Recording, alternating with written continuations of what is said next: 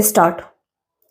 इस पर आश्चर्य नहीं कि लंदन में विदेश मंत्री एस जयशंकर के समक्ष खालिस्तान समर्थकों के उत्पात और भारतीय ध्वज के अपमान पर ब्रिटेन सरकार की सफाई भारतीय विदेश मंत्रालय को रास नहीं आई, लेकिन भारत को असंतोष प्रकट करने तक ही सीमित नहीं रहना चाहिए। उसे ब्रिटेन को इसके लिए बाध्य करना चाहिए कि वह ऐसी भारत विरोधी हरकतों के विरुद्ध कठोर कार्रवाई करे। यह इसलिए आवश्यक है क्योंकि पहले भी इस तरह की घटनाएं हो चुकी हैं और यह किसी से छिपा नहीं कि ब्रिटेन ने हर बार निंदा आलोचना करके कर्तव्य की इतिश्री कर ली। यह मानने के अच्छे भले कारण हैं कि ब्रिटिश सरकार राजनीतिक कारणों से अपने यहाँ सक्रिय खालिस्तान समर्थकों की भारत विरोधी गतिविधियों से मुंह मोड़े हुए हैं। इसी कारण उनका दुस्साहस बढ़ता चला जा रहा है। अतीत में वे भारतीय उच्चायोग पर दावा बोलने के साथ गुरुद्वारा पहुंचे, भारतीय उच्चायुक्त पर हमले की कोशिश कर चुके हैं।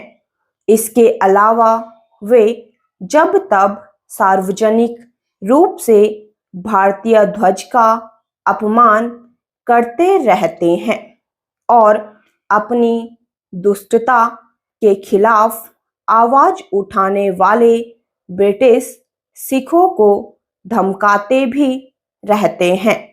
इसका कारण यही है कि ब्रिटेन उनसे कड़ाई से निपटने के लिए तैयार नहीं।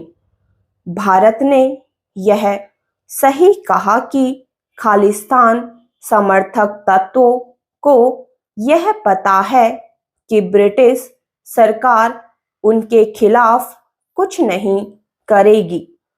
यदि ब्रिटेन खालिस्तान समर्थक तत्वों को मूक समर्थन देते रहता है तो भारत को मुक्त व्यापार समझौता संबंधी वार्ताओं को स्थगित करने की हद तक जाने से संकोच नहीं करना चाहिए।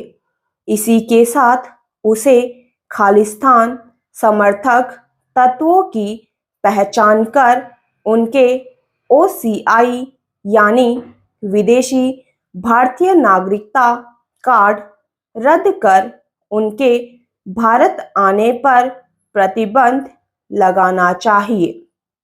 इसके अतिरिक्त भारत में उनकी संपत्तियों को जब्त भी किया जाना चाहिए। इस तरह की कार्रवाई ऑस्ट्रेलिया, कनाडा आदि में रह रहे खालिस्तान समर्थकों के भी खिलाफ करनी चाहिए, क्योंकि ब्रिटेन की तरह वे इन देशों में भी बेलगाम हैं। वे कनाडा और ऑस्ट्रेलिया में अनेक हिंदू मंदिरों को निशाना बना चुके हैं।